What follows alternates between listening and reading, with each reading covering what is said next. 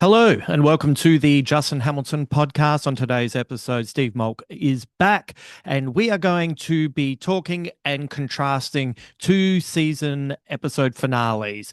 First up is Widow's Bay, which completed its first season in incredible style, and then we're going to contrast it with the final episode ever of The Bear. For those of you who have joined in on the 8 episodes in 8 days, congratulations, we got there.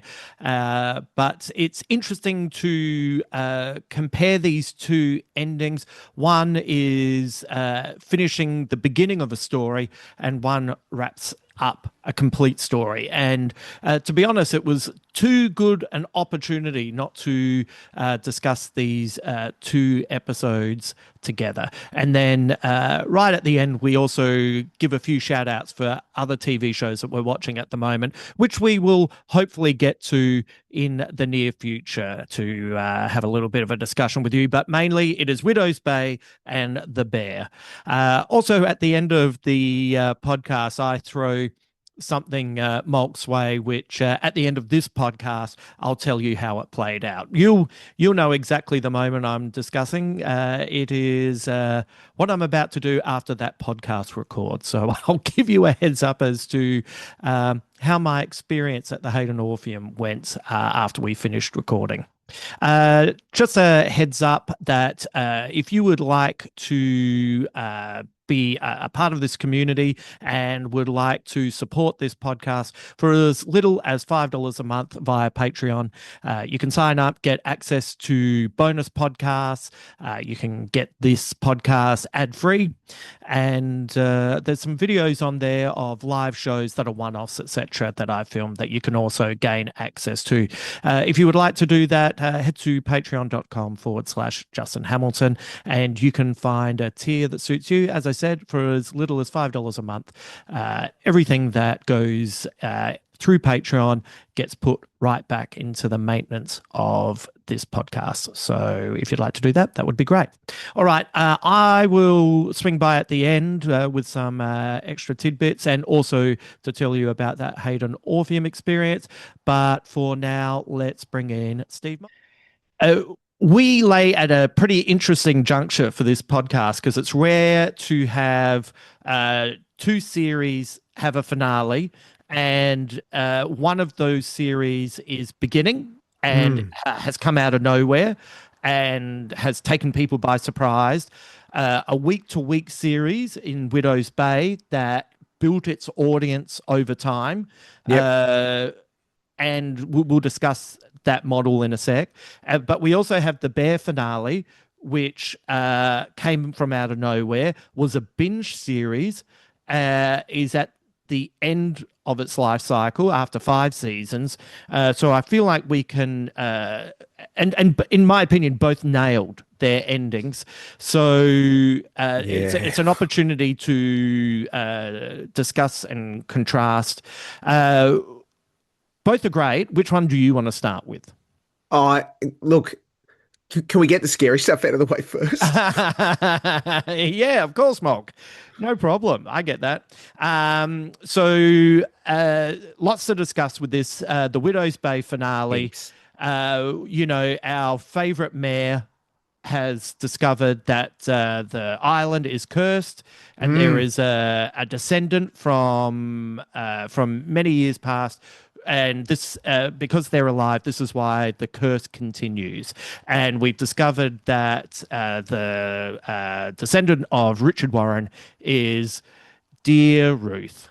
Dear Ruth, like such lovely Ruth, who comes into work and leaves an hour later and has been just floating on the periphery, whether it's in the office or often in discussion because Tom's son would go and stay with her. And now with this tornado bearing down and the island in real danger, he has to go and make a decision. And it's the classic kind of philosophical question of, do you sacrifice one person for the good of the greater many? And I'll start this with you, Malk. When this season started, when you watched this first episode, did you have any idea in your heart of hearts that we would end on such a tense, gripping, philosophical finale for this season? No, not a chance. Like Yeah, I expected scary stuff. That was kind of, in the byline. yeah, And I think some of the comedy caught us off guard, though I think that's a reflection of Katie Dippold, the creator and sort of chief writer, yeah. showrunner. There's no way I thought that where we would land at the end of Widow's Bay season one would be in this place of deep turmoil for Tom. And like it could have ended Yep. back when he was like, we're going to see the Boston Red Sox. What's that? Episode 7, I think. Six Yep. or seven. We've Yep. solved it. We know what's going on. Let's go. And stuff went pear-shaped then. Yep. And then the storm rolls in, and this is where we see the island playing its real part within the life of Widow's Bay and its control over just concentrating all of the people into a couple of places, and anybody that steps outside that is up for grabs. Mm. Not only then to have what's his is it Dale, the Jeff Hillard's character, Oh, who yeah. discovers the like almost infomercial style film Yes. that is explaining to the people what has to happen to the people you need to lock in the downstairs dungeon. Yes. And his reaction was equal parts like full of fear and hilarious.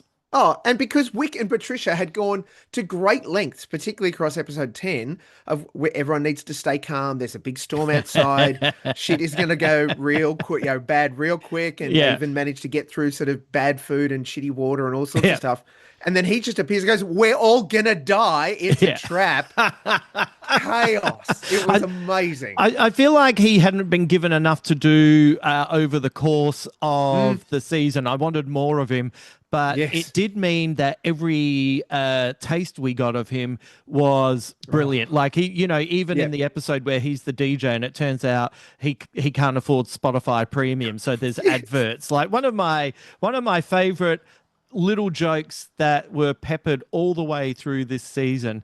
So, if you have him really if you're building him up to deliver that last line, it is completely worth it. Yeah, and Chaos Ensues. I did absolutely enjoy that. Like the writers and the director lent really heavily into this is the seriousness of Widow's Bay. Like there were some great comedic moments, but it wasn't like joke. Oh, by the way, we have to keep progressing the narrative. No, it is from the start. Tom is like set on knowing that to end this, he unfortunately needs to go and kill Ruth. Yes. And as it turns out, Ruth, the lady who liked to get some, yes. just recounting to him all of the people that came on to her and that she may or may not have slept with. Mate, Ruth is a player. Please go, Ruth. Come on. And she loved just accidentally recounting. In fact, even to the point where she shows Tom a photo of her with like the priest at the time. Yeah. And Tom goes, oh, I thought, like she doesn't say that he came on to her or whatever, or tried to have a go at her. And she said, of course not. No, she leans into it. Like that's right. Yeah, he did as well. Like it's great. So good. And that you see the turmoil for Tom because Ruth is a lovely initially, just a lovely old woman who seemingly turns up for an hour and then leaves. And he sees a calendar and she's off like helping a lady like every morning and lunchtime every day, helping her like out of her house, I think it was, or back in or whatever, just helping her up and down, I think was always on the calendar, and lots of other social things. She's very involved. And Ruth kind of reveals to him across the process, I'm 82, 84 years old. I'm too tired to be working. Why do you think I'm here?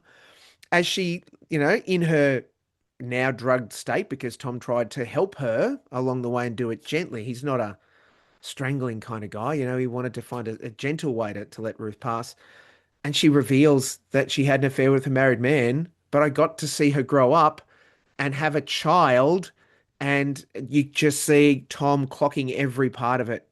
And like he was going to be regretful, but it changed instantly when it was like, hang on. Now I have not only connected that she's both my wife's ex-wife, former wife's mum, but also Ruth isn't the last surviving Warren. Mm. So killing her won't actually do anything in itself. And instantly Tom's heart is gripped. We've got to save her, and I have to protect my son. And then, Bashir turns up, and wow. Yeah, it's look, the one of the things that I really loved about this episode, and is something that I think the best writers and creators have Mm, learned since Lost became a phenomenon. Because yep. for me, I think Lost was the first internet TV show, in Yes. that it was a massive hit just as the internet and chat rooms and message boards were becoming a more mainstream thing. And that created a hive mind where people were hypothesizing, trying to work things out, etc. And in real time, we watched that TV show learn how to deal with that. Now, I Yeah. think there have been subsequently TV shows that have taken that into account too much. The first series that comes to mind when I think about that is Westworld. The first season Mm, of Westworld, I think, was fantastic, but the hive mind hard worked agree. out some of the twists. And then I think, I enjoyed Westworld all the way through, but it Mm, became knottier and more convoluted as they were trying to trick the people out there. But the thing about good storytelling is if a revelation or a denouement is going to hit hard and make sense, there have to be clues. mm, There has to be a logic in the storytelling, and therefore a hive mind of people watching it and throwing things out there are probably going to break it. So what that yep. show did was it got too tricky in some of its revelations, lost Hmm. its audience, and unfortunately, we never got to see that final fifth season where they were going to wrap it up. But the Yeah. best shows, what they do is they either put something out there that you work out, but then you're so busy patting yourself on the back because, oh Mm, yeah, I worked out how this was going to go down, and I worked out that these people were doing this, and I worked out this is how it was all going to play out. And when they show you that revelation, then they hit you with, but what about this? And you're like, oh my God, I didn't even think about that. I didn't even know that was important. What you did mm, was you placed a focus on this. So the hive mind all went, yep, yep, yep, yep, yep. But then the real revelation was this thing that we were hiding in plain sight that made sense, but we didn't put the focus on it. The other way to do it, which is what this show did, is we had discussed that Evan was going to be the final descendant of Richard Warren. We had worked yep. that out. So then in the second to last episode, when we are revealed that it's Ruth, you have that moment of going, oh, So close. okay, Yeah. yeah, I was really close, but I was wrong. But it turned out we were right because all the clues they were giving us were correct. But what they did was they changed the journey between the setup and the revelation. It just took a little path that we never saw. And Mm, so we got the best of both worlds. We yep. we were correct and we were surprised. Oh, and I'm going to tell you that in the moment of the reveal of Ruth, and then of course into Evan, Mm, in the moment it was like, of course, right? It makes complete sense. And I had been letting the detail kind of sink into me. But if you'd asked me prior to each of those episodes, I couldn't have told you. I right. couldn't have said it's this person, or I couldn't have said it's that person. Which for me made the reveal even better. And in the same way, like we've been building up across the 10 episodes, acknowledging that the island has some weird control over all of this and we've heard Wick talk about the island needs to be appeased. Mm. There has to be a sacrifice, but haven't known what that meant until almost in duality, Dale discovers and is watching that that movie. Just the guy's smiling face delivering horrendous news just killed me. It's glorious. Um, and Evan and his mates in the shelter discovering the tunnels that go down to this weird room and kind of like at that point, my brain is starting to put two and two together and go, oh, hang on, somebody has to come in and do something. Um, but then the movie starts talking about, they have to be afraid. Don't try and, sort of calm them down. That's it. It prefers it. Like he just refers to the island as an it. It prefers them that way. And is it the custodian or someone of I don't know, a guy discovers them and kicks them out of crazy room. Yeah. And Evan's idiot friend shuts the door on him, which locks him in the room. And he's like, let him out. Evan's trying to let him out and he can't. And then all of a sudden he just screams like he's in and vanishes. Or the noise stops. And when Evan goes inside, he is not there. And it's at that point, simultaneously with, Bashir shooting Ruth, that you think, like, it's fair. The storm stops and they all clock it. And Bashir thinks we've solved the problem. And Wick and Patricia are like, they did it. As horrendous as it is, we can all go, and everyone else is oblivious, right? They're going off to whatever. And it wasn't until, like, Tom is he standing by the edge of the ocean, edge of the island, and you clock the church bell ring. And it harked me back to the video where the guy, so the film, the reel-to-reel thing, where he talks about the church bell will ring for the number of sacrifices that need to be made. And it rings 8 times, Hamo. Yeah. Like, holy shit, season 2. Yeah.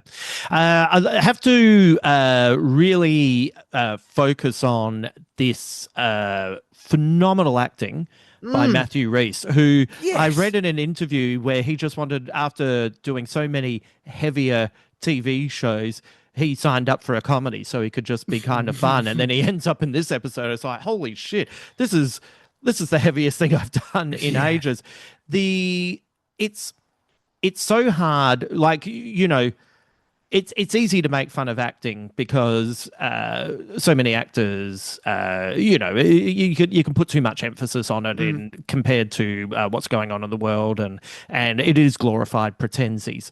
But the thing is that a good actor can do things that most ordinary people can't. And there was never a moment or scene where you couldn't look at his face and see and almost hear the gears crunching and turning, and the panic in his eyes, and the decision. You could see it in his neck and his shoulders, and it is such a phenomenal piece of acting.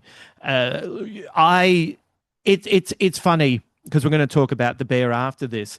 One of the most contentious things that has happened in recent years is with the Emmys, where they have their drama and comedy, and they put The Bear in comedy, and people are like, well, it's a dramedy and blah, blah, blah, blah, blah. And I feel like that conversation for the most part is boring and who gives a fuck. And I just enjoy the product. But the irony of that is that's the scene that I would show people for Matthew Rhys to win Best Comedic Actor. Right. And what just to lean into that Emmys thing, what a category it's going to be next year when you've got a whole bunch of people from The Bear and a whole bunch of people from Widow's Bay lined up next to each other in the same category. It's gobsmacking. And Rhys deserves everything as much as the other guys do. Yeah, I feel like it will be the runaway winner. It has a lot of goodwill. Now, here's the thing. Yeah. If they had dropped every episode, I don't reckon it finds an audience like this. I could be wrong, but I think it would have come and gone with nary a ripple. But the thing about having it week to week was it gave people an opportunity to discover it, and more importantly, it gave us an opportunity to discuss it and be able to. I don't know about you, but I've been in conversations where people have said, "What are you talking about?" And you say to the third person, "Oh, this show Widow's Bay," and then you just discuss it broadly, and then within a few days, you're receiving text messages saying, "Holy shit, thank you for telling me about this," and people have been able to catch up with it. Yeah. It's been my recommendation of this year. Yeah, same. Absolutely. Yeah. I was even last night after the gig, someone was asking me, and I went straight into this. have to speak philosophically to this as well, where Tom talks and explains to Ruth about the trolley problem. And Ruth's response to it is, you can't control the bad things that happen in life, Tom, but if I pull that lever, it's a choice. I'm choosing to kill that person, and I could never do that. And it's so interesting because with these philosophical debates, you only get two choices for for the intellectual debate. But sometimes we forget in the real world there's heaps of choices. Yep. And there's Absolutely. ramifications to those choices. And that speaks to her as a person. Also, the fact that she had this daughter that she couldn't admit to, but she could be close to. And then also, just one of the little storylines, and it's such a tiny storyline, but of course she was willing to take Evan on when Tom needed someone to look after him, because she got to spend time with her grandson. And then that's one of those revelations that when it hits you, just gives the show such a depth that it could easily have missed. And I think a lot of mystery shows focus so much on the mystery, they forget a little touch like that makes someone more real than just a cipher to unveil a tale. Oh, and I hard agree. I think that it makes Ruth's character completely multi-layered. And because she could just be the one note, here's this crazy old lady who turns up for an hour, and then Tom discovers that she's the descendant, the end. There's kind of no stakes in killing her other than saving all of our asses. Or sorry to interrupt you, but they rely on the fact that she's an old lady. And they think, well, that's enough. Well, it's not. You need to give us more. This is a woman who had a child out of wedlock, wanted to be close to that child, wanted to be close to the grandchild, also was a fuck machine on the island and having a pretty good time as well. Like there's a lot, but also weirdly naive that Evan asked for a rope ladder in case there was ever a fire, which was quite clearly his opportunity to be able to escape in the middle of the night and hang out with his friends. And that wry smile on Tom's face was, oh, did he? Like, that's right. It's so rich. Oh, and when you then reflect on the fact that because of their descendancy, it meant that Ruth and Tom's wife, Ruth's daughter, and Evan couldn't leave the island.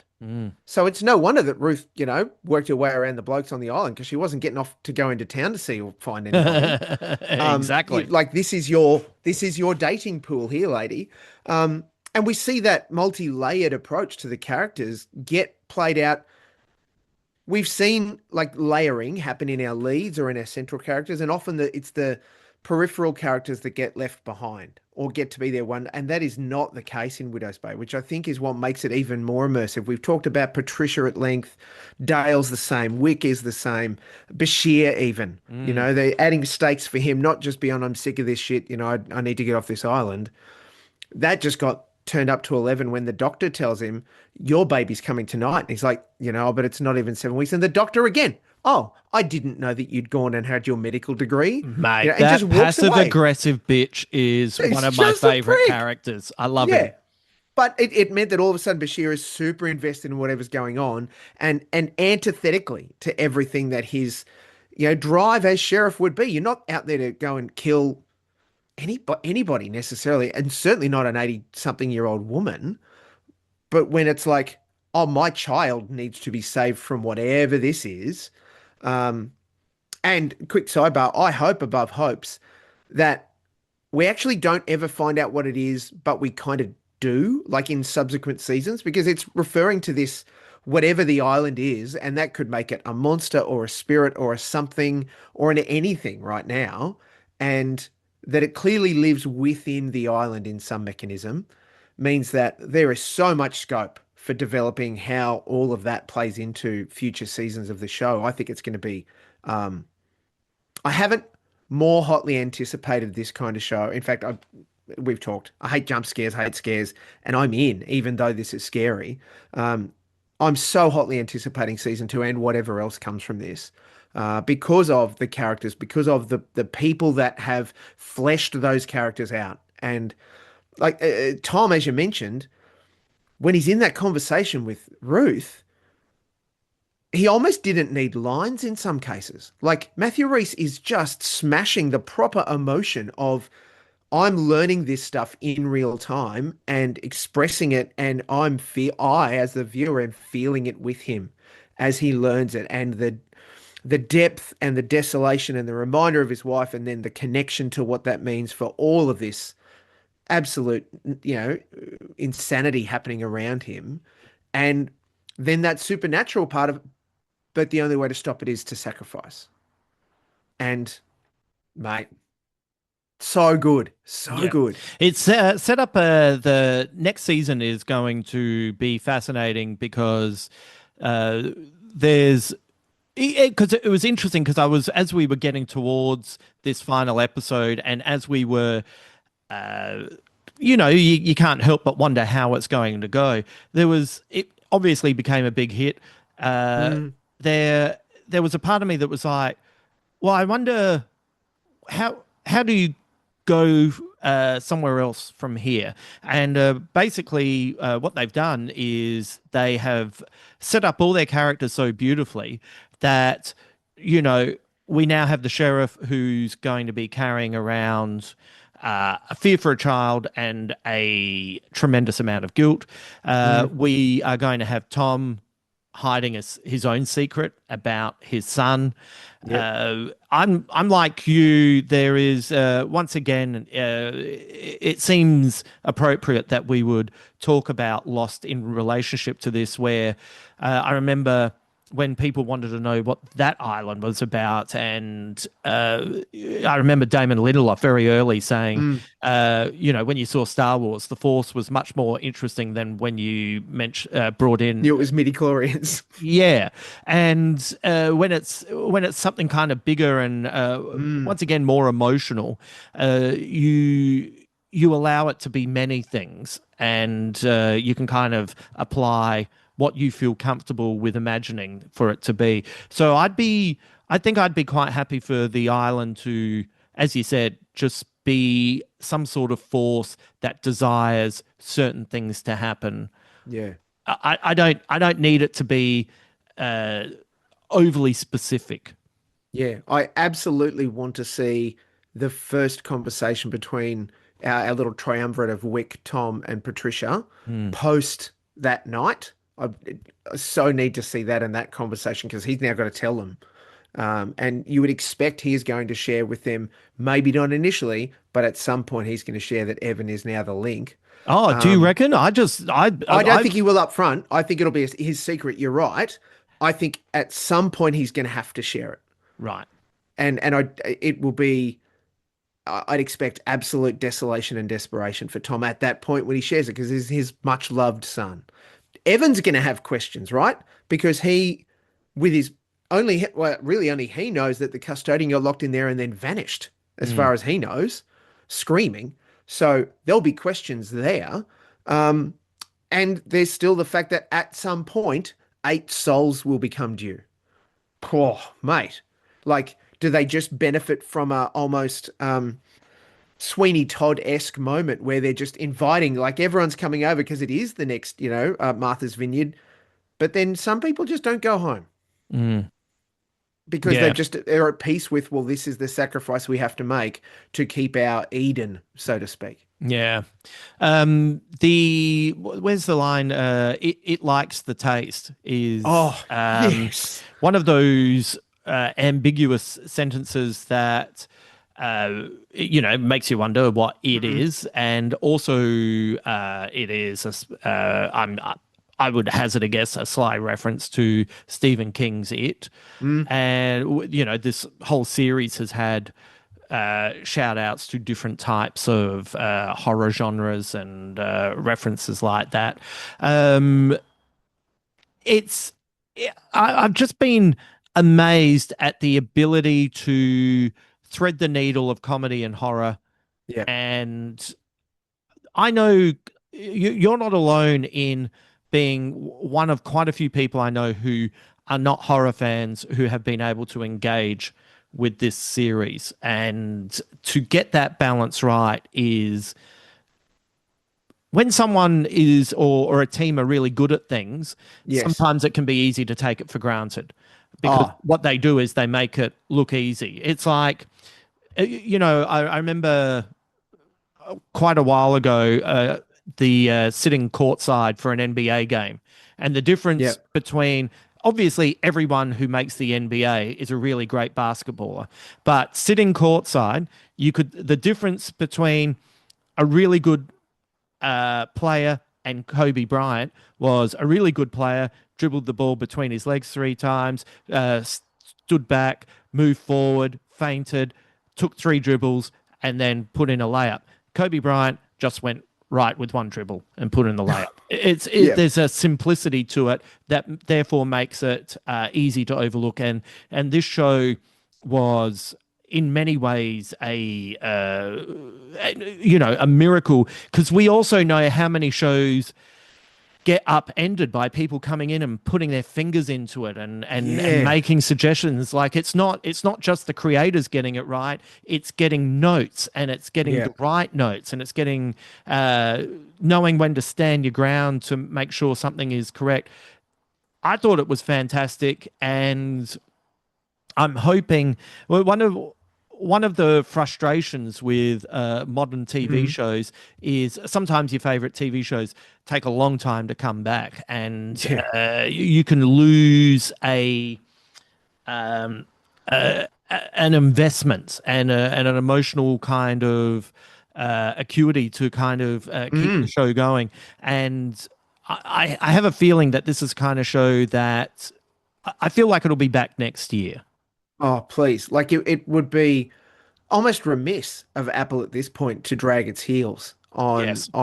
getting a season 2 of Widow's Bay, because you're right. I think the annual release of 10 episodes of this kind of show allow it to just maintain this rabid momentum of storytelling and fascination. And I agree. I think had they paused it and just gone, here's 5 eps or here's 10 eps all at once, people would have watched it. They would have loved it and raved about it. It wouldn't have had then the injection point of, like you said, watch an episode and let it get under your skin and tell 2 mates about it. And then to be continually talking about it across 10 weeks because we've had those episodes given to us in that sort of episodic drip style.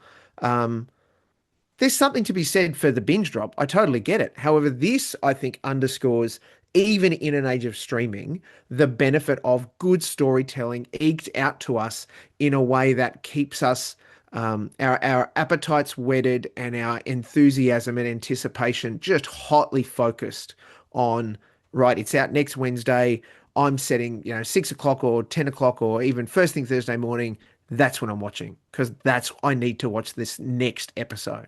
The once again, the what they did really smartly, I think, is they dropped 2 episodes at the start, which I always think, especially with something that's comedic, Mm, sometimes I do buy into dropping 2, maybe 3 at the most, but yep. definitely 2 episodes because.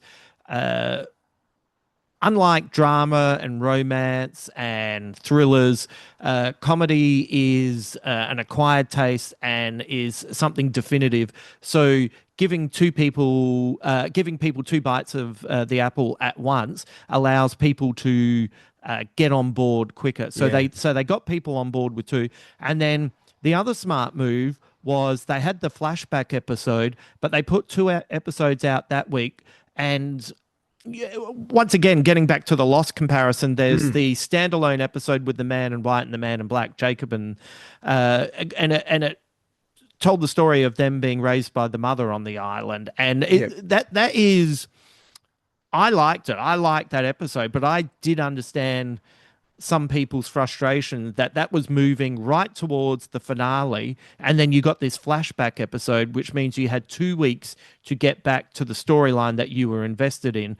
And Widow's Bay had a similar situation, but what they did was they gave us the flashback episode, and then they gave us the next episode, which gets you back Yeah. into that emotional involvement of how the story is playing out. I just think everything about this series has been a masterclass in storytelling, from the writing to the production to the direction to the acting to the way they presented it. And it's been a real highlight of the year so far. Yeah, completely. And as much as I want them to hurry up and get it to us for next year, don't rush it. Like, Yes. take whatever time you need within reason, but take your time to give us those stories, to make sure that we get that excellent hook, and even down to, you know, some the elements of the Monster of the Week sort of approach that they gave us through some of the eps this season. I just really enjoyed the touches and the connections into some of those influences that helped shape what it was from the outside, while still keeping it pretty neatly locked into this little island that is full of weird people to start with before we add in these incredible supernatural kind of overtones. Yeah. Yeah. It was great. All right. Let's flip Just over. don't ask Pamela anything. Just don't ask Pamela anything. Nothing. Absolutely nothing. Even about your head dress. When she was delivering that, family tree stuff, I just went, "Oh my God, woman! Like, they have given this to the wrong person." Honestly, one of the funniest things I have seen in such a long time, because it was not only a punish for Tom and his team, but it felt like the writers trolling us as well. Yes. And it's like Pamela hated doing it. She could have just told them the answer. But no, I have to tell you the whole story because that's who I am, and I'm going to make it a pain. And if you don't want to hear it, then I won't tell you. Well, it's even more than that. She's put in the fucking effort, so you're going to see the effort. Yes. I'm not gonna put in all this effort and then just give you the punchline. You're gonna go through this with me anyway. Brilliant. Yeah. So from there we jump over to the Bear finale. The end of an era, 5 seasons.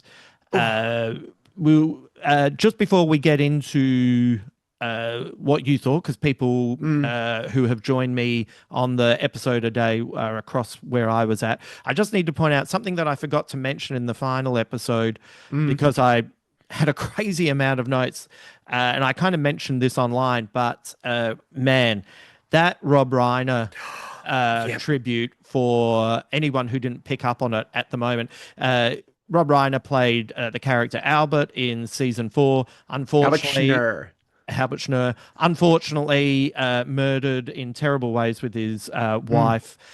So he couldn't be in this season, but his character has been in the show speaking to Ibra, and so has therefore been a part of the storyline. And that final episode where Ibra calls Albert to talk about how everything is coming together, and then obviously Albert asks Ibra for a favor, and then he says, "As you wish," one of the most famous lines from The Princess Bride. Ooh, I reckon that was, for the most part, I felt emotionally satisfied, and I could feel the chest rising and falling at certain points, but that moment in particular ruined me. Oh, mate, congratulations to Christopher Storer and his entire team, because I carried buckets of tears out of my study. And not just once, both times I watched the finale. Like, I knew it was coming the second time, and I still just bawled like a small child had been punched in the face. It was incredible. I agree, and I did notice that you put the note in the show notes for the podcast. Yes, it's excellent, because there's no way you would miss it, Hamo. And I get too many notes. That was part of the gloriousness. I like, after 5 seasons, this television family that I am so deeply invested in got to show us, not that it gets wrapped up in a neat little bow, not that everything is perfect, just that they were growing. That the characters that we met in their various levels of dysfunction and interrelationship and those sorts of things, not limited to anyone, especially Dee Dee, especially Carmen, especially Sid, who wasn't dysfunctional, but stepped into a pretty intense situation, and was able to navigate that as the guiding light, as it turns out. Richie's story, and there's been a couple of great supercuts appear online of Richie's development over the 5 seasons, just in a kind of throwaway, here's a 30-second TikTok or whatever. I have felt every minute of those. And it's been just a joy. I especially loved going back because as we talked, I watched the first 7 on preview and then watched the finale the day it came out and had to hide myself away for 20 minutes afterwards, wiping my face. And then re-watched it day by day with you and your podcast, to have this conversation remotely, ostensibly, and loved it even more because there was stuff that you saw that I knew I hadn't picked up, and there was stuff that I saw that was like, yeah, Hammer, I agree with that. I didn't think that many people would have seen that. And just to feel the movement, and it made me actually, I paused after I watched it through the first time, and we learn, in the finale of the outcome of their review, that they thought Starman was there on that night and Starman wasn't. He'd been. I went and watched the episode that Starman actually turned up in season 4, and like it was a ripper. It was a ripper episode, and now we watch it with some context clues and go, oh yeah, I can see how that's the guy. Watching it in the episode, he's just a guy that has a front row seat to the Bear, like the team at the Bear doing incredible things for people and just turning out amazing food. And there's some, they're not perfect by any stretch. There's some weird stuff that goes down in the kitchen during that episode. That's the nature of the beast and where they're at in season 4. And I agree wholeheartedly on the notes that you pointed out around just calmly recognizing his limitations and deferring to Sid, not only because she was the head chef as how he saw it, also because he knew she was going to get through it way better than he would. The development of his relationship, the reconnection and growth with Richie. Richie is a bloody great dad, and oh my God, his relationship with Jess. Tina and her husband. I love that you pointed it out because while they are, quote, the most normal of the people in the cast, as in the characters, we have to remember that when we met Tina and her husband, things were not great for them, right? She was in a job that she loved because it was fine, but she wasn't going anywhere and had no aspirations to. It was helping make ends meet with her husband, who had a pretty average job, who I think lost it, in season 2. So she was the income. So she had to hang around at that point. And they never lost their love for each other. They just did what they needed to do. And it was great for them to be in a really amazing place where Tina has plans. She knows she can do it. She's been told she can do it. She has been doing it. And that Sid's going to nurture her in that regard. I thought it was super telling that, is it episode 1? It opens with Tina making the family Brussels meal for her husband. And that's what she gets then landed with the job to do. You can do this because I know you can do this. Please do this. In that chaotic service that takes place.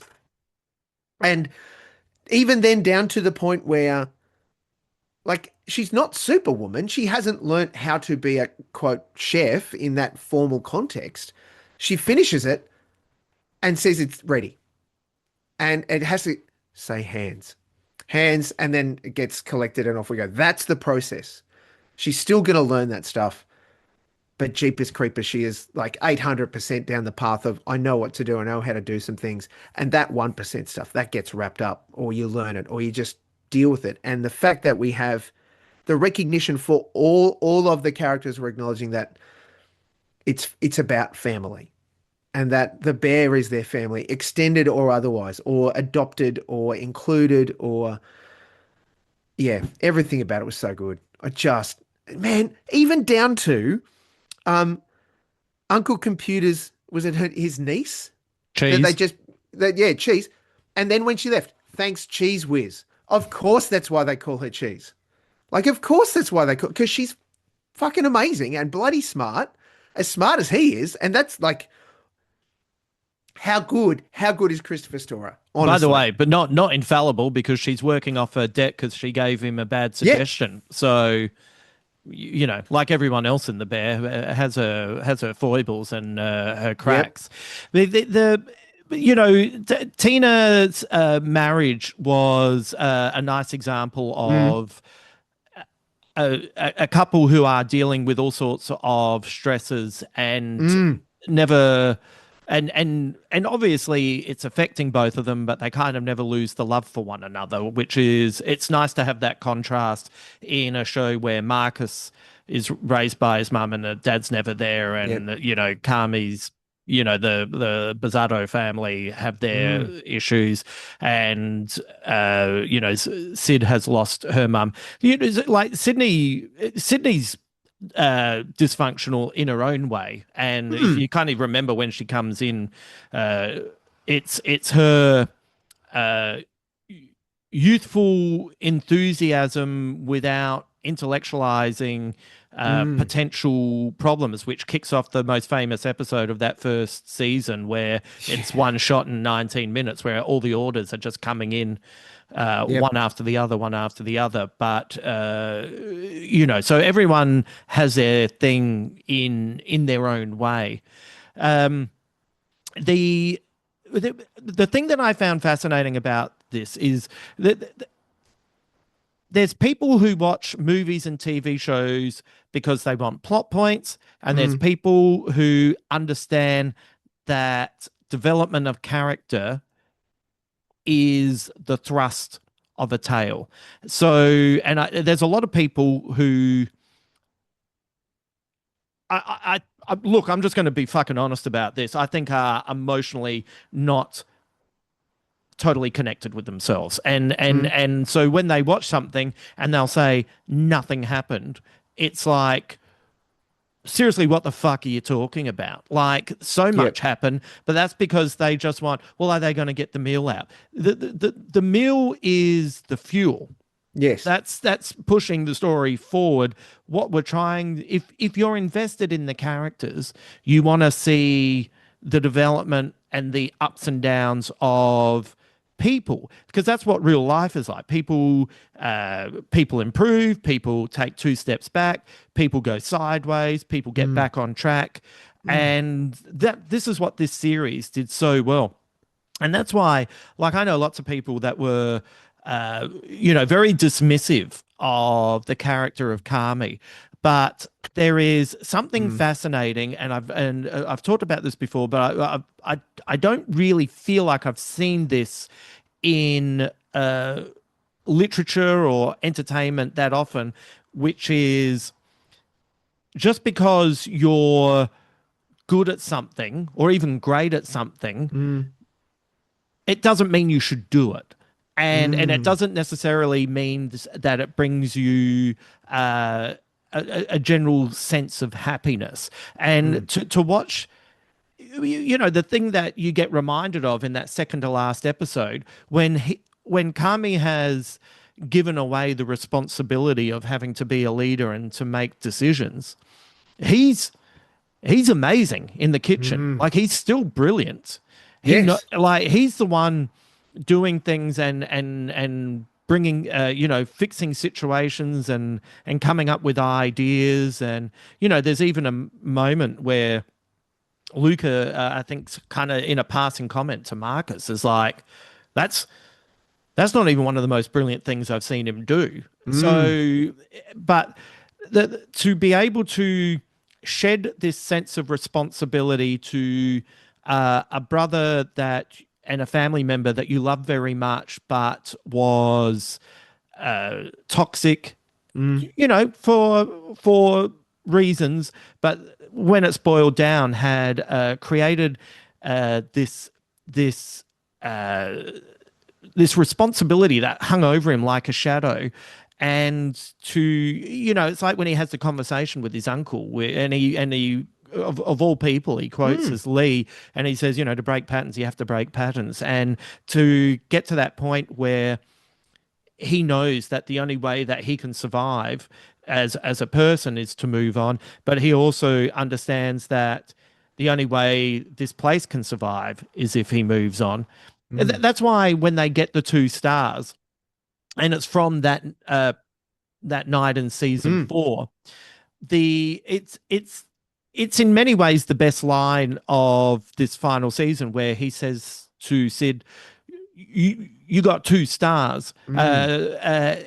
It's well, it was him. It was all the stuff that he put into place. But if he's going to be handing over the bear and handing over the responsibility, it is Yep. now hers. Yeah. And he also, by saying you get 2 stars, it is also a vote of confidence in her that she will Yes. continue to maintain that same level and maybe even take it further. And it was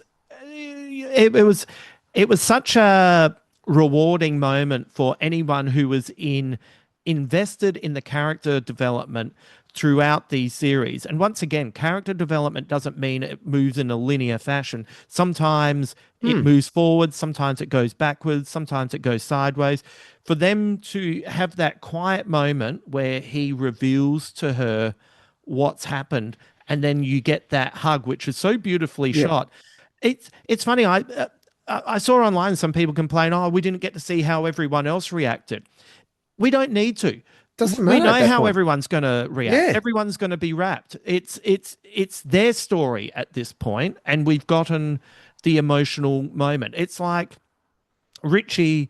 We never see Richie and Jess kiss, but we see over the course of seasons this connection, friendship, interest, romance start to develop, and then it's a touch of a hand and it's a holding of a hand. You don't Mm. you don't need a kiss. Yep.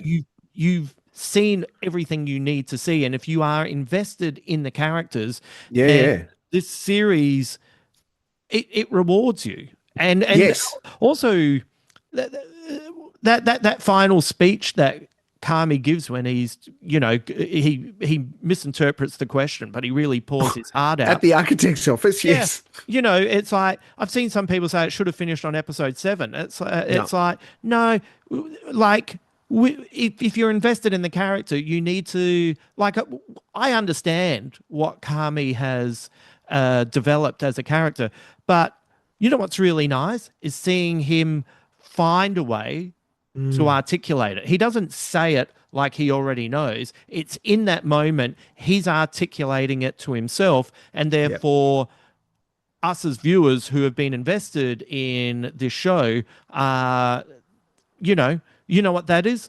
He's given us dessert. Yep. Yeah. It's a Look, reward. absolutely. Yes. And it to cut it off at the end of episode 7, I think fails the audience, because we get the benefit from acknowledging that, as the example, the Jess and Richie thing wasn't just a fly by night moment that we get to make stuff up. We get to see that he is being gentle in this relationship. Um, we get to see that I would say his understandable fear of flying is absolutely rational, because that guy wouldn't have left the tri-state area. Like Chicago, and when he goes down to Indiana, like, he was a car dude because he didn't have the means to get on a plane and Mm. go anywhere, least of all Japan. So quite rightly, at his age, he would be a little bit on the anxiety, the anxious side about not only what am I doing, but why me? Why am I going? And Richie has earned that, and he needs to be at peace with that. And having Jess there to enjoy it with him, I think, is phenomenal. The moment with Sydney and her dad, when she's having the day off and he's Cute. just proud dadding all over her. Oh my God, it was so good. Even when he just sort of holds up the paper and hides behind it and he's trying to eat and she's just trying to wave him away. And it's the right kind of parent-child goading that happens when your just heart is bursting, but you don't want to overwhelm them. And they know that you're doing this to tease them in the best possible way, but you're not going to shove anything in their face or ram it down their throats or hold them on your shoulders. You're just at peace that your child has done an amazing thing, and they know it, and they know you know it, and that's all we need. Yeah. There's lots of those all we need moments. Like Sugar watching Pete play with their bub. Yes. We don't it, Nothing's wrong, she says, because of course nothing's wrong. She sees everything in her life in a place of great joy, even down to the fact that when we get the shot of her, there's that beautiful little bit of lens flare from the sun behind her coming through the window, coming through her hair. She is at peace and filled with great joy when the rest of the season, a lot of her life has been filled with absolute carnage. This is her happy place and it should be her happy place. And she gets reminded of it by Tina. You know, she's got the trauma of the working mum stuff. And this is the payoff to that. If we don't get episode 8, we don't see the payoff to her recognizing that, you know, and all of the things, right? Neil Jeff fact. Oh my God. The facts when they are standing there with Sydney at the top of episode 8, just as the plumber has fixed the tap and walks away. And she's like, you guys need to test it. And nobody wants to turn that tap on. Like nobody. And she's just calling them out for being in the best friendly, gentle, family kind of way for being pussies. Mm. And it's glorious because they all kind of back away from it. But again, we get that payoff because the facts have been this absolute movement of incredible, like we are the infantry that you send in front of everybody else, and we will go blindly because we know that's our job, as much as we'll turn up and make a bad situation worse or a good situation better. That's the facts, man. Neil Jeff Fack, when he stood there in episode 7, just with his hands out and didn't know what to say, and Richie is about to lose everything. And then the weatherman asks him a question about his tattoos and he's off. And in that, I think that little speech from Neil is where we get the encapsulation of what the bear is. Where my real friends, and he's talking about his brothers and his cousins. My real friends came and signed my cast. And like, that's everything that the bear's about. His real friends are his family. And that's just this glorious encapsulation of everything that the bear gave us. Yeah, it really stuck the landing for me. You know, the rumor was that Stora had 3 seasons planned. It ends up being a bigger hit.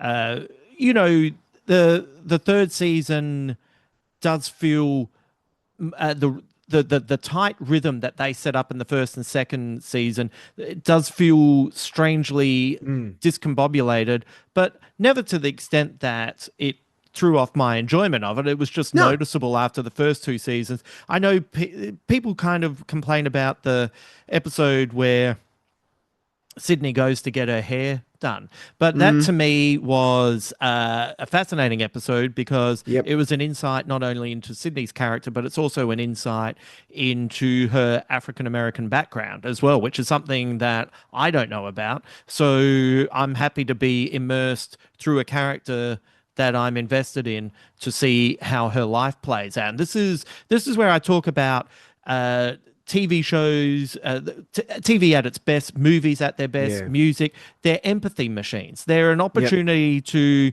be in a world and be able to recognize stuff that is foreign to you and find a way to relate to it. And then and that's why that's why these things are important. And the season 4 was, you know, I thought it was the final season, and when we got to that final episode, it was at first I was like, oh, is that the final ever episode? And it didn't feel like a final episode, but I thought, and then once I realized that there was another season, it was, to me, really telling that my first reaction was, great, I want to catch up with these people again.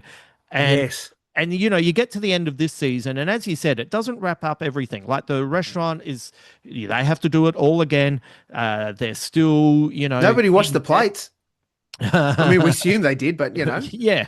Well, but they have to, you know, their credit's in trouble. But what they've done is they've left us in a place where all the characters are better. They're better as people. They're better emotionally. There's a better setup. And so therefore you feel that when you move on from the final episode, whatever challenges come their way, there's a better chance that they're going to succeed than where we had seen them in the past. And as far as ongoing storylines go, to be able to leave this group of people after 5 seasons knowing that whatever challenges present themselves, they're in a better shape. That to me is an uplifting ending, and especially in the current environment where, like, just even walking down Crown Street today, there were shops that have closed. There's stores that were once there for a long time that are suddenly don't exist. To see something like that, that is a level of positivity that is earned and allows us to feel something that is gets us away from the doom and gloom. An incredible success. Oh, like glorious, right? I'm so keen to see what Stora does from here, because this was 5 seasons of joy, Yeah. in that overall sort of mark of how it plays together, and I think that you're right, Hammer. It opened us up to a story of people that we maybe hadn't heard from before, and certainly not in the way that we saw them. We've seen restaurant shows. There's been no restaurant show like The Bear. We've seen family dramas. There's been no family drama like The Bear. And when you mash those two worlds together, it just made it even more intense and amazing. And they didn't shy away from, particularly as when they talked about Kami's history as a fine dining chef, as much as when he, said, well, we need to turn the beef into The Bear and what that'll look like. They didn't shy away from, like, the food had to look good. And I don't just mean it had to look good, they had to shoot it like it looked good. And a little thing that I picked up that I hadn't made the connection of course, is that Maddie Matheson, who plays Neil Fack, started on the show in pre-production as their food consultant. Yeah. He was the guy that was there helping them make sure when we're going to talk about food, it needs to look like this, and we've got to do these things. And this is how you do that, or how someone of Carmen's skill would cut an onion. And that he got this great little clown prince kind of role, really. Was marvelous. It turns out he's in every episode bar about 4. But that connection and commitment to, if we're going to do a drama comedy about food like you said, in a restaurant, then we have to make the food like they're really doing it. Otherwise, we're cheating ourselves as much as we're cheating the audience. So yeah, that level of, dare I say it, obsession with a topic means that the next thing from Christopher Stora will just be, right, line me up. I'm going to sit down, shut the door, take some time. I'm going to watch whatever it is. Yeah. Stora and his team. I'm totally up for that. Hey, we should the only let answer you go. is yes of Hamo. The only answer is yes. Yes. I'm going to fucking kill him. We'll let you go because we're recording on a Sunday. Just quickly, a couple of suggestions for anyone who are looking for TV shows. I don't know. I'm kind of throwing this at you at the last second, but I'm sure you're good to go. Do you have anything you want to mention? Happening right now on the ABC on Sunday nights, the third, as it turns out, season of Race Around the World. The first 2 happened in 97 and 98 and were hosted by our friend Richard Feidler. Zan Rowe takes the hosting responsibility with original racer John Safran as their anchor judge, and he's got 2 people rolling through next to him. Basic premise is, in this case, 6 people auditioned, lots did, but 6 got through and have been sent around the world, have 10 days. They're dropped in different countries. They have 10 days to deliver a 5-minute film about anything. And then they go to the next one. Now, obviously, technology has improved since they did it in 98, so there's a lot of easier ways to edit stuff, but they still have to tell a good story. And when you've got people like Margaret Pomerantz and Bruce Beresford and our amazing friend Alexi Toliopoulos critiquing their films and giving them their feedback, it's great television. Because not all films are great and some films are bloody incredible. So that's 7:30 on Sunday nights on the ABC. Of course, the back catalogue is on iView. The day we record, episode 5 is coming out. and it's worth the price of admission, friends. Really easy to watch, surprising, glorious. The commentary, the judges' comments are excellent to the point where I wished I'd been able to get to a taping to hear what they had to say, because clearly they've had to edit it down for the benefit of time. But Margaret, Alexei, heaps of them have gone on to say heaps more, and they've just gone, well, we'll take this bit and this bit. It's excellent. The other one starts in a couple of weeks, but I've seen the first 3 episodes of the new season of Alone Australia on SBS. And while it is Alone Australia, it's our version of Alone. And we have held it in Australia in the past. This time we've taken them to the very tippity top of the world. They're in like the Arctic Circle. And a bunch of people are competing to be the last person standing. They are dropped alone in the wilderness with, some limited supplies capacity to survive. And they are checked on every week. They have a satellite phone in case they get in trouble if they want to tap out. But the last person standing wins the money, as well as they have to film it. They've given all the stuff to film their expeditions, ostensibly. And they're already sizzling in the trailer for it that somebody goes missing. And that's not good, Hamo, when somebody who is ostensibly an explorer or a wilderness expert just goes missing, that the wellbeing team turn up and he's not at camp. So I love the whole franchise. It's incredible. I think the longest that somebody stayed out there was nearly 3 months. It's one of the, I think, American or European people. Yep. Just tipping over, I think, 100 days is the Australian record. And they don't come to you and say, you've got to go. Like, they will tap you out if you are medically unwell. Right. But if you are thriving, they will leave you there until you leave, because you don't know who else is left. So it's only when the second to last person leaves do they turn up and say, you've won. Yeah, right. So it could be a week. It could be 3 months. Right. Okay. That's good. And when does that start? It starts on Wednesday, the 15th of July. It gives me the same kind of shivers that Widow's Bay did, but not in a horror sense, just there's no way I could do that. That is absolutely ludicrous that you're trying this. If I wouldn't have the practical skills, but being by myself as an only child from a single mum background, they'd say after 100 days you can come back now, and I'd go, why? I'm really busy. I've got my own shit going on. That's right. The 2 series, and I'll talk about these more next time. The Agency was dropped on Prime Television. Yep. This is the American remake of La Bureau, which was one of my favorite TV series.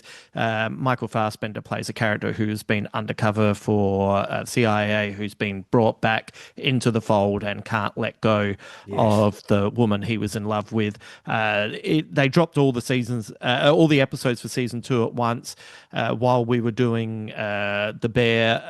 I'm luckily not many people are talking about it, so I'm able to avoid any spoilers.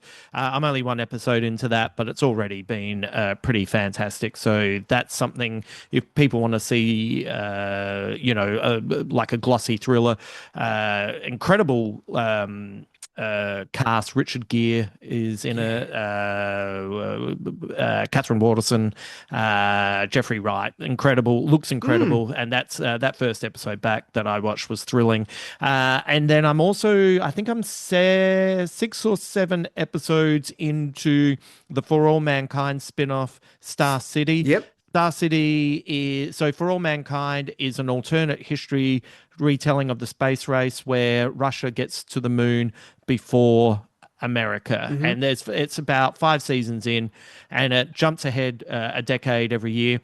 This spin-off is going right back to the beginnings when Russia wins the race, and it's told from the Russians' perspective. Yes. It's been shot with almost like the mini-series of Chernobyl aesthetic in mind. This is, if you like espionage and you want to see some incredibly tense storytelling. There's people listening in on the astronauts or the cosmonauts. There's some stuff that happens in outer space that looks remarkable. There's double crossing. There's secret missions being conducted without the government knowing. Great. And there's been some moments in the storytelling that I haven't seen before. And in particular, actually, I'm just going to spoil one thing because it's so amazing. There's a point where two characters are talking, and it's one of the characters has been her job is to listen in on this woman and her husband. So she's now the woman who listens in is talking to the woman that she listens in on, and they're having this moment and they're talking in the apartment, and the audio goes fuzzy, so you can't hear what they're saying.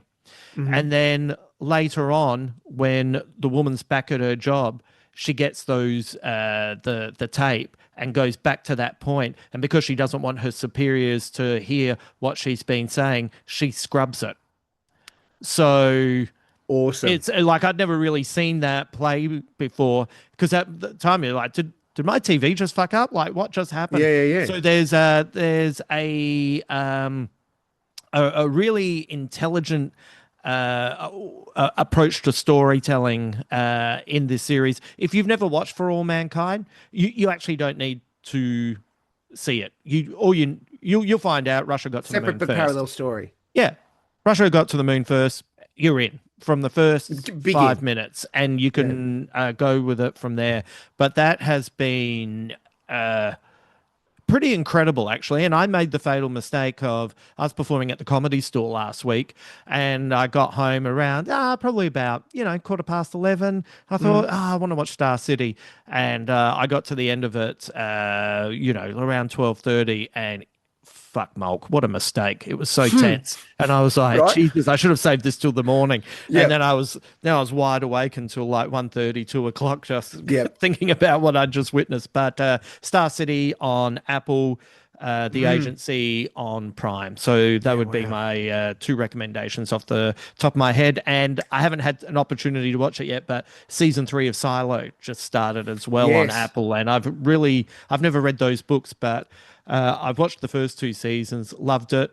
My friend Angela Yo has turned up in it, which has been very exciting. A, because it's always good to see friends doing well, and B, fuck, I love Rebecca Ferguson with a burning passion. And to know that I'm 1 degree removed from her makes me sob with happiness. So I'll be checking in on Silo. You can crash on her couch, mate. That's what it is. Mate, I'd just be happy to have lunch. That would be fine. Yeah, just a little handshake. Maybe if she wanted to give me a little kiss on the cheek, I'd be happy with that as take it. well. I'd curtsy. I would take that. I once interviewed Michael Fassbender briefly, and I got to tell you, he's one of the most handsome fucking men I've ever met. And he was just staring at me directly while I was talking to him. He was paying so much attention. I was like, if he leant over and gave me a kiss on the cheek, I'd be fucking wrapped. So, that'd be good. Mulk, where can people find you? I'm at Mulk on Blue Sky, right for tvblackbox.com.au, and we're in all of the places for that. Steve Mulk on Instagram, if you can get through my protected private account, because I'm an important person. Look, I'm around, Hammer. I'm probably standing behind you in line for a movie. Yes. At the moment, probably not, because I'm about to have mushrooms and go and watch Tenet. So if you are, don't sneak up behind me, because I'll be fine, but I reckon you might not cope with the that'd reaction. be the end of it. Yeah. Tragedy today. Monk made the fatal mistake of getting Hammo's reaction at the worst possible time. All right. Thanks for that, mate. Cheers, mate. Thank you to Mulk for joining me today and discussing what I think are 2 perfect finales. And I can't wait to see what happens next in Widow's Bay. And there's a part of me that thinks maybe over summer I'll do a rewatch of The Bear. That might be a nice thing to do over summer. They're such short episodes for the most part. It'd be interesting to watch it in a row. I did that with Mad Men it may have been during lockdown. I rewatched all 7 seasons, and God, I had a really good time. So I'd like to experience these characters and the growth that they go through. And I also think the stressful episodes will be slightly less stressful because I'll know how it all plays out. One thing I wanted to bring up, it was, once again, I just had so many notes for everything we were talking about, and I didn't get around to this, but Tasha emailed me and said in the email, her belief is that in this season, the Bear is a stand-in for the US. The building is falling down, but if we stick together and treat other with respect, we'll get through. It's a rallying cry for the working class. When the rain stops, the tarpaulins in the back area are red, white, and blue. It's time for the black women to take charge. The white men have fucked it up. They are aggressive and self-centered. You know what? I like that. I actually think that's a really good reading of the season. I think it's definitively a reading, and it's one that inspires me to rewatch the season again. Yeah, it's kind of funny the way that it plays out, and I guess if it's a metaphor for the real world, what we need to hope is that the men in the real world realize that they're a bit shit and that they have to take a step to the left to let other people run things. But this is why we watch TV, and we read books and we engage with art and entertainment because, we can have happy endings there. The stuff that we don't get in the real world. Oh, anyway, nice one, Tasha. Thank you for that email. If you have your thoughts, email me at justinhamiltonpodcast@gmail.com. And I'd love to know what your interpretation of The Bear was, of Widow's Bay, anything that you're reading, watching, listening to. I'm always up for theories and ideas, and especially angles on stuff that maybe I haven't seen. It's always an opportunity to enrich what you've just experienced. Oh, yes. And I had to say, I had a little bit of mushroom powder and went with Adam Richard. He was not on it. It was just me. And we went to the Hayden Orpheum to see Tenet, and we decided, let's sit in the front row. And I have to say, I had a really good time. I nailed the timing for all of this.